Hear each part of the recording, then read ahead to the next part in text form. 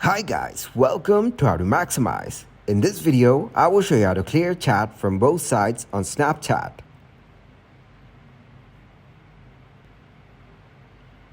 Firstly, open Snapchat on your device.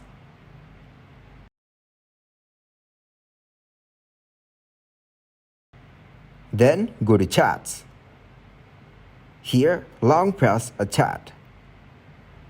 Next, go to Chat Settings. So click on Delete Chats.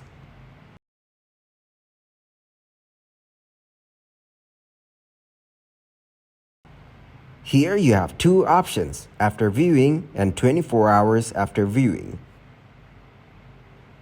Click on 24 hours after viewing. Now close this. Again, long press the chat. Then go to Chat Settings. As you see, this is at the moment set to 24 hours after viewing. Close this again. In order to delete chat from both sides, again go to Chat Settings. Then set the Delete Chat option to after viewing. This is the way to clear chat from both sides on Snapchat. Thanks for watching and please leave a like, subscribe and share.